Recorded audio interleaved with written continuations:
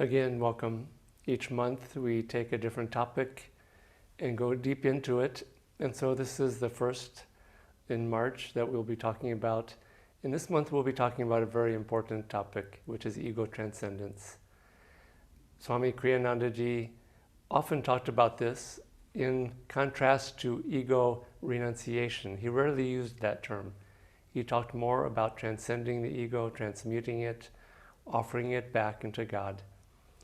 In his book that he wrote, Sadhu Beware, I really recommend this book to everybody. It's really just a guidebook for Kriya Yogis, for people who want to really go back to God, because the whole of the spiritual path is learning to offer the little self back into the divine infinite self. And this is ego transcendence. This is what Swamiji writes about it in Sadhu Beware. The first duty of every soul is to release the hold that ego consciousness has upon it. All other spiritual practices are subservient to this one supreme obligation.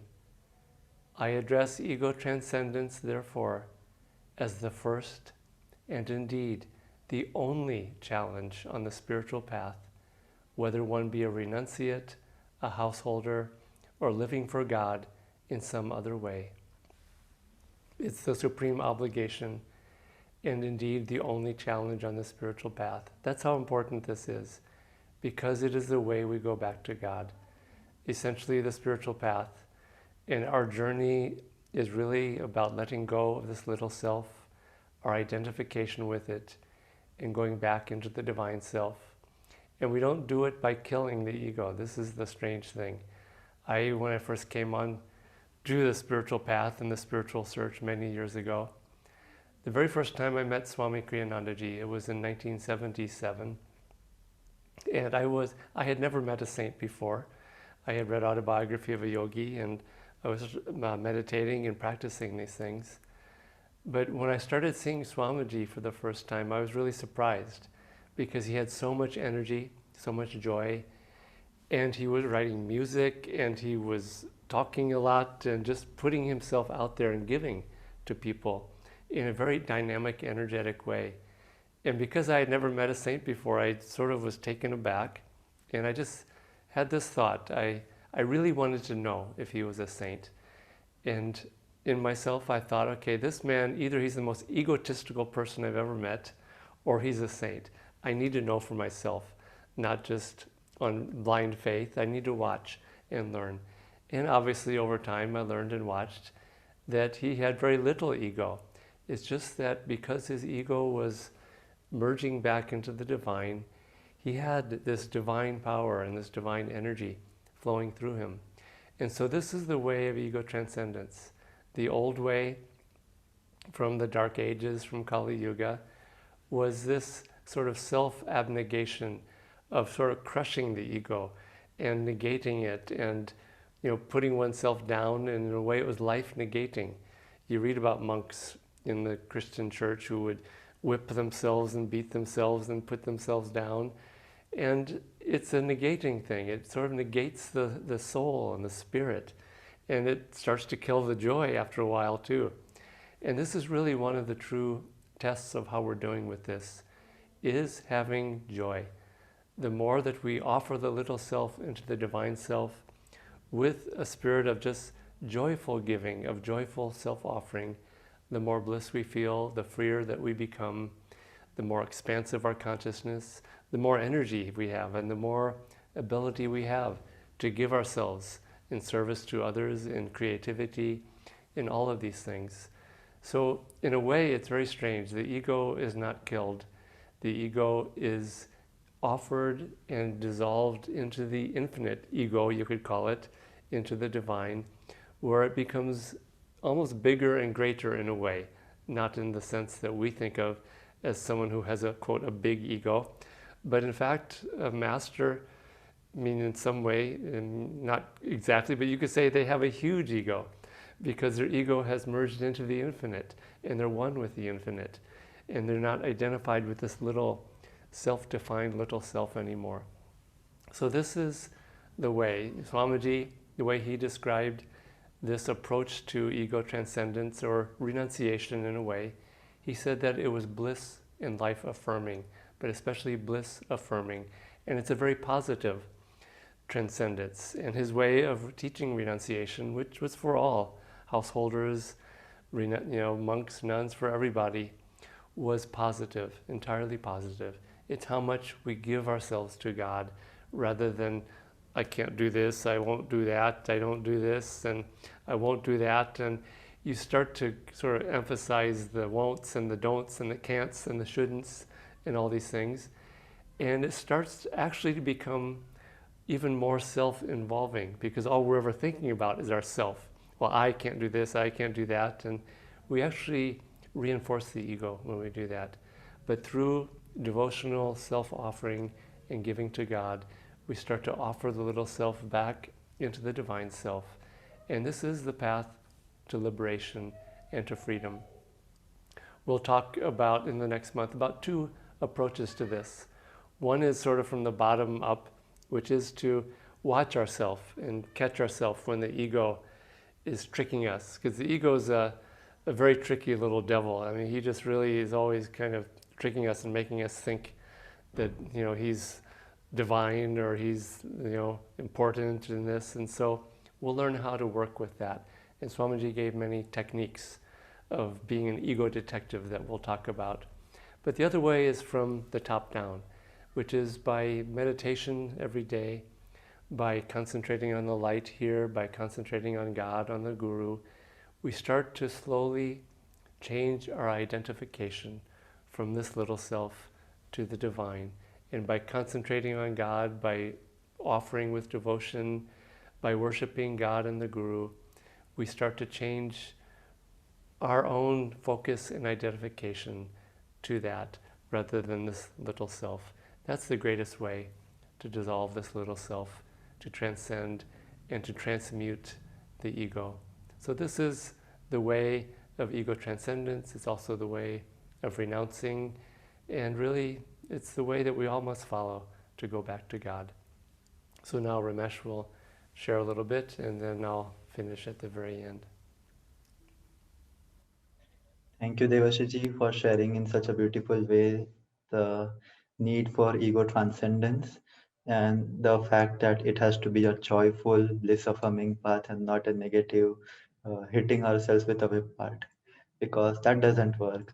Probably most of us have tried that in some old past incarnations, and we are kind of averse to that. So I would like to share a story which Paramahansa Yogananda ji shares in the autobiography of a yogi. So this story is about a saint whom Paramahansa Yogananda ji called Master, Illumined Master. This is Sadashiva, so from southern India. So Master said that this saint was very spiritually enlightened and he didn't speak, he didn't wear clothes. So he used to do his own saintly stuff, which is beyond my understanding. But once he was just going to a certain place, he entered the tent of a Mohammedan chieftain. So he entered there and he was nude. So the people in the tent started screaming and the Mohammedan chieftain got angry. So he took a sword and cut off the arm of Sadashiva, and it was bleeding, his stump was. Sadashiva didn't react, just walked outside the tent and went away. So the Mohammedan chieftain, he became filled with guilt. So he took his arm and ran after him and went towards him. And he offered his arm and said, I apologize. What did I do in such a haste? So the Sadashiva didn't speak anything. He just took the arm, put it back on his stump, and kept walking. And the chieftain was like surprised. So he asked him for spiritual instruction to Sadashiva. And Sadashiva wrote with his finger on the sand, do not do what you want, then you may do what you like. Do not do what you want, then you may do what you like. And reading that, the chieftain was uplifted to a high spiritual state because he understand that Sadashiva was telling him the only spiritual instruction you need is mastery of the ego and transcending the ego. So why, what is ego? Like we think about transcending this ego, but what is ego? Ahankara, it is said in Hindi. Master said it literally translates to I do, that we are doing something. We kind of take the ownership of actions from God to ourselves, which is what we do when we say ahamkara, I am doing this, I am doing that. So that is ego, and it is a mistake in a way. So hence we need to transcend that, because why would we transcend something which is truth? And why do we need to transcend that? We see in our own experience, when we do things, different things, eating, walking, sleeping, meditating, going about our life, trying to achieve our goals, we see that when we just depend on our own small self effort and we keep going, after a certain amount of time, we feel limited in a way. Even if we achieve a lot of things, say you set out to become a world conquering emperor and you achieve that based on your self effort with the power of the ego, you do that with utmost self effort and succeed. When you reach at that pinnacle of your effort and reach your goal, then what? A person who can do that will of course be a self-reflecting person also, and will see that even after he reached that, there was still something amiss, something which he couldn't put his finger on. What is that thing? That thing is the joy of freedom, which our soul recognizes. Our soul has an inherent memory of it, but the ego can't experience that because ego is limited.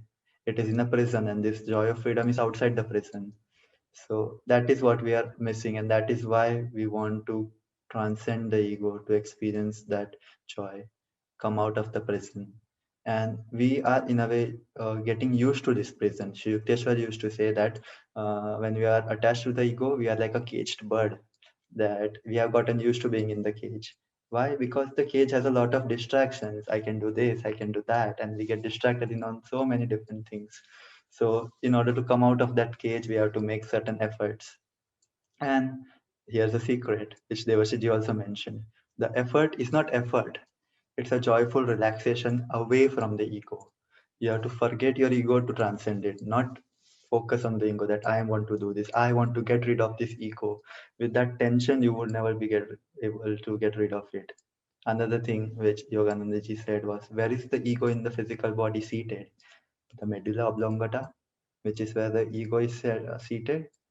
So, and where do we want to go away from it? It's the spiritual eye, the light of the spiritual eye, Devashiji said. So that is the shortest path you could imagine, but it takes the longest time. But that is the route we have to take, not by focusing on this, but focusing on this, relaxing away and feeling that freedom within. Once you feel that, get a taste for that, you can keep going. The secret is joyful, bliss affirming, relaxing motion away from the ego. And there are many ways to do that. Some of the ways is serving, giving others. When we are involved with helping others, we forget ourselves, and it helps. It is one of the simplest ways. And this whole process of ego transcendence is not a one leap and you reach it kind of a thing. You have to do it with your every action, every thought, and again, relaxed, calmly, because that is the way to do it. And as you go on, you will get support from the great masters, because as it is said, it cannot come with your own egoic effort. It has to come from a higher source, top down. They lift you up. And if you want to know what is the state you achieve after transcending the ego, an autobiography of a yogi has a lot of interesting things to mention that. The chief one being the poem Samadhi, which Yoganji, when he went into cosmic consciousness, which is the very definition of ego transcendence, he explains what you will experience. And reading that is reason enough to try out on ego transcendence. And also, as Devashiji said, we do not kill the ego. We transcend it, that it remains, the memory of a small ego remains in your cosmic consciousness. In Sadhu Bhiva, Swamiji mentioned the line from Samadhi, I, the cosmic sea, watch the little ego floating in me, which is what you will experience too. It is not a question of if you will experience, but when you will experience it. It is every one of our destiny to achieve that with the help of God and Gurus. I personally many years ago, before I came to Ananda, I used to meditate. And uh, being the ignorant person I was at that point, I thought that I could do everything on my own. I um, thought I'd reached the point where I could manifest whatever I wanted with focus, energy, and it would come. And it was happening. I tried it a few times, but then again, after a certain point, you start to feel your heart says something is missing. This is not going to cut it. There's something missing. You are not satisfied with it.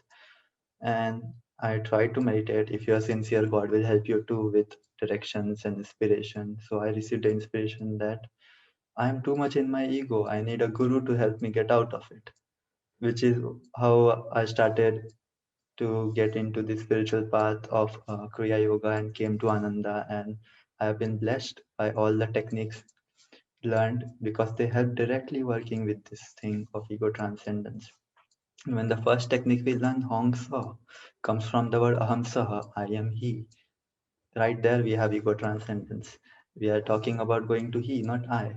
So this is our path, and the more sincerely, happily we do it, the easier it becomes. Another thing I wanted to add was,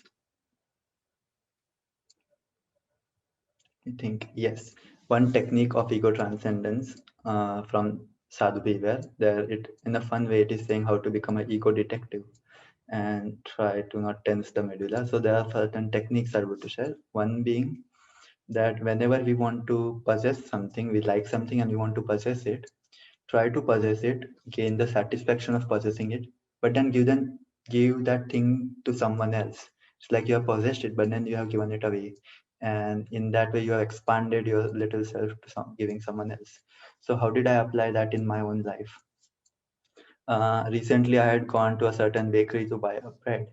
So once as I was buying the bread, my gaze went to a shelf and there was this bottle with pieces of Belgian crunchy chocolate in it. And I felt this would be the nice thing to have to eat. This was my first thought. Second one, hmm, is this ego related? Am I getting stuck in desires? Third thought was, okay, I can get it, but for others, for the other brother monks, and I can share it with them and maybe taste 1 2 piece out of it. That worked out a good, you can say, a deal with my ego. So I did it, and the fruit was I felt joyful, not because I ate that thing, because I saw others getting happiness eating it. So it was effective technique, and Sadhu Beware has many such techniques. Also, the book Renunciate Order of New Age has certain such techniques. All of them we can apply in our daily, day-to-day activities, and they all help us in so many different ways. Another story I would like to end with, and then I will pass it on to Devashiji again, was Lahari Mahashaya narrated this story of meeting Babaji once. So this was Kumbh Mela in Allahabad. So Lahari Mahashaya was walking around and he saw certain different sadhus. He saw one sadhu was holding a begging bowl in one hand. He was ash smeared.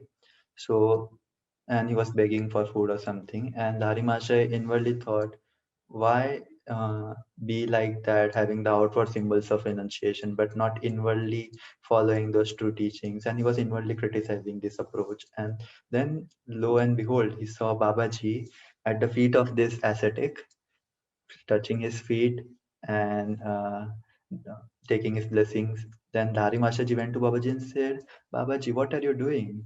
Then Babaji very kindly, sweetly said, I am taking the blessings of this ascetic, and soon I will take his utensils and wash them and give it to him and serve him. And Lahari Maharaj said Babaji was teaching him to be humble and under all circumstances, kind and humble under all circumstances, because it is the quality beloved to God above all. So in this way, ego transcendence, it doesn't have to be tensed, it has to be relaxing, and we all will get there. A prayer which often works with that is, I will reason, will, I will act, but guide thou my reason, will, and activity to the right course in everything. Thank you.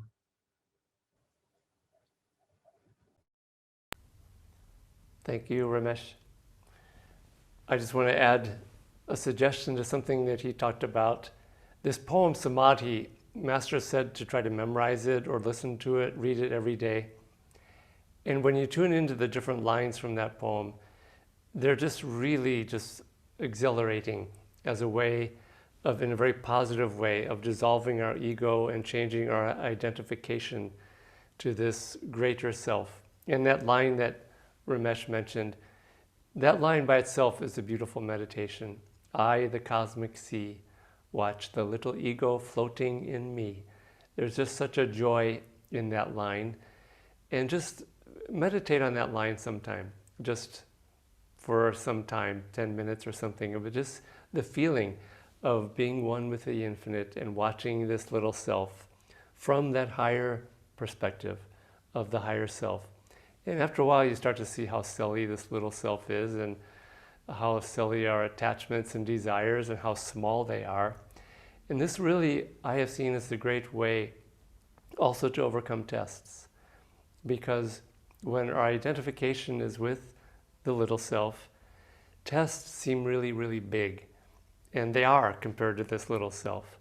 But when we start to change our identification to something much greater than ourselves, to this divine awareness, but also divine power, we become bigger. And the tests become a lot smaller. Well, they don't actually, they stay the same size. But relative to where we are, all of a sudden you look at this test and you think, oh, why was I so worried about it? Or why was that such a challenge? And so this really spiritual growth and progress, really, this is what it's about. It's a very short path. You know, the spiritual path is, one friend said it was about 30 inches long. We think it's really long. And 30 inches is from the base of the spine to the spiritual eye. Ramesh just shortened it just to a few inches from the medulla to the spiritual eye, from the ego, the little self, to the divine self. And this really, it all boils down to this. And again, it's not a negating, it's actually an affirming approach.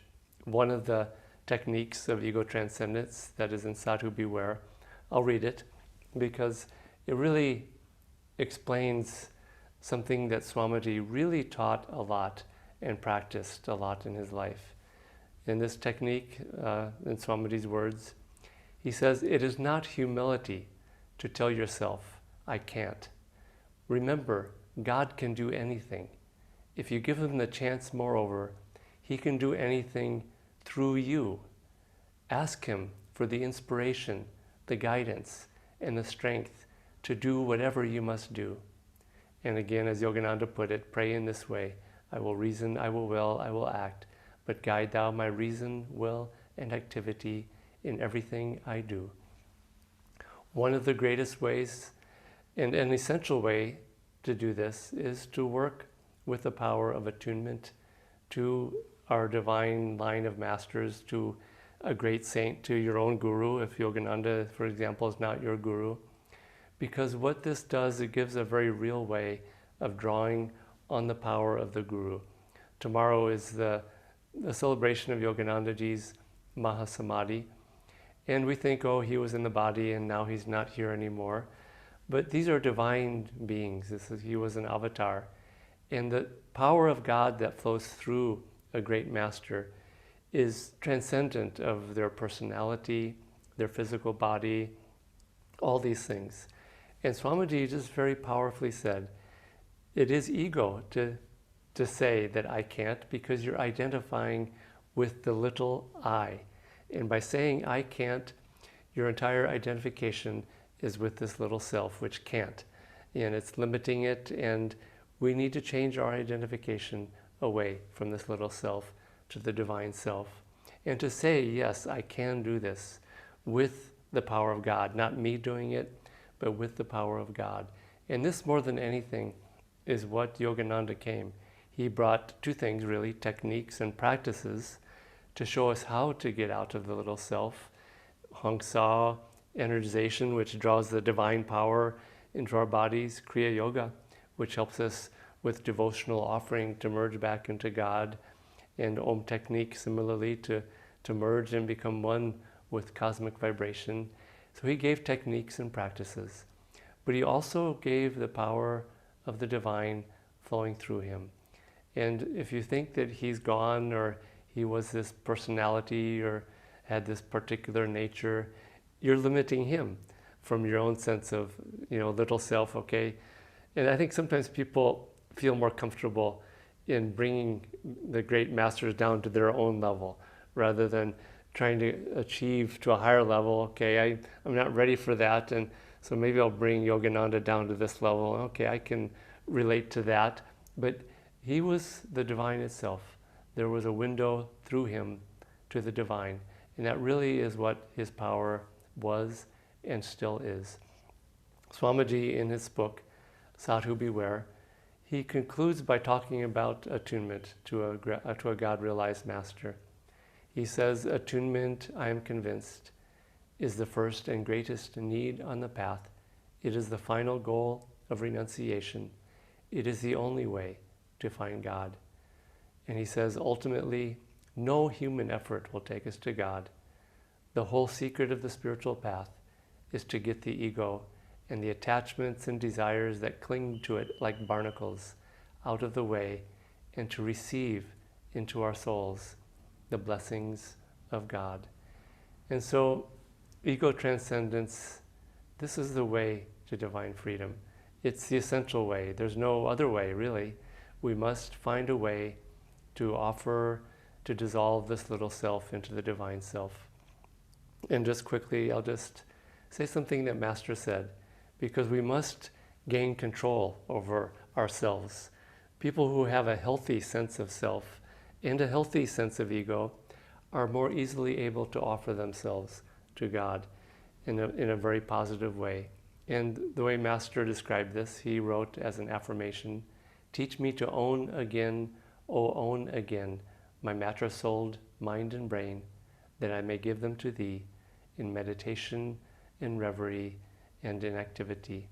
And so we must be able, in order to give ourselves to God with devotional self-offering, we must, in a sense, own ourselves. You cannot give a gift, and you cannot give anything to someone that you do not own. And so a lot of these practices, using willpower and energy and self-control and self-offering, devotion, all these things, they teach us how to gain control of this little self and be able to eventually give it completely and freely back to God in deep meditation, in devotion, in service, in everything that we do. So in the coming few weeks, we'll work with more of these practices of ego transcendence, because you will find it's just such a joyful process. The more we offer, the more we give, the more joy, divine joy that we feel. It's pretty straightforward when you think about it. And in fact, it is very straightforward. So practice some of these things this coming week. If you can, read Sadhu Beware. It's a beautiful book, and it's a very thrilling book for all kinds of people, not just for monks and nuns. And we'll be back the next few weeks talking about more ways to be able to offer ourselves in joy back to God. So thank you for joining us, and we will see you next week.